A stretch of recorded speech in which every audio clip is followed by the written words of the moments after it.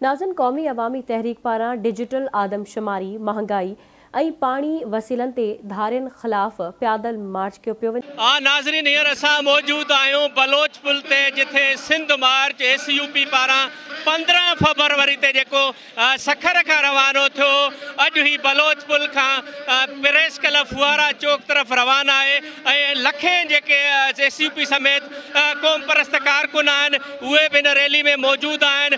SUP समेत जस्कम जा जेके अॻुवान आहिनि उहे बि हिन रैली में मौजूद आहिनि ऐं वॾे तादाद में जेके सिंध जे मुख़्तलिफ़ ज़िलनि खां आयल औरतूं आहिनि उहे बि हिन रैली में मौजूद आहिनि। ऐं ही कैमरामैन बाकर अव्हांखे ॾेखारे सघे त हज़ारनि जे तादाद में, लखनि जे तादाद में जेके क़ौम परस्त अॻुवान आहिनि उहे फुआरा चौक ते मौजूद आहिनि। ऐं हीअ रैली जेकी आहे बलोच पुल खां थींदे फुआरा चौक ते पहुचंदी, जिथे हिकिड़ी स्टेज ठाही वई आहे जिथे जलसे जी सूरत इख्तियार कंदी। ऐं हिन रैली जी जेकी सैयद ज़ैन शाह अॻुवाणी करे रहियो हुयो, पर उन तबियत ख़राब थियण सबबि इस्पताल में हुयो, पर ॿुधायो वञे पियो त सैयद ज़ैन शाह जेको आहे हिन रैली खे जेको आहे सो कंहिं रस्ते तां जॉइन कंदो।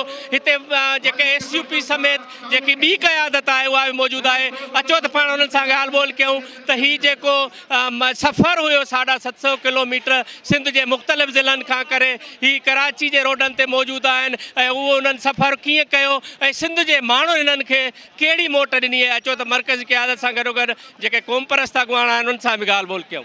मुसलसिल जेकी तबाही, कानून ऐं इंसाफ़ जी लताड़ पई थी, माण्हू मायूसी में मुब्तला, असां सम्झूं था उन ख़ौफ़ खे असां शिकस्त ॾिनी आहे। बदकिस्मतीअ सां हिन मुल्क जे अंदरि मुल्क जा जेके लुटींदड़ आहिनि, क़ौमी दौलत लुटींदड़, उन्हनि खे बार बार NRO जे ज़रिए हुक्मरानी करण जो मौक़ो ॾिनो पियो वञे ऐं सिंध ते हुननि जो जेको राज आहे उहो सिंध खे ग़ुलाम था सम्झनि।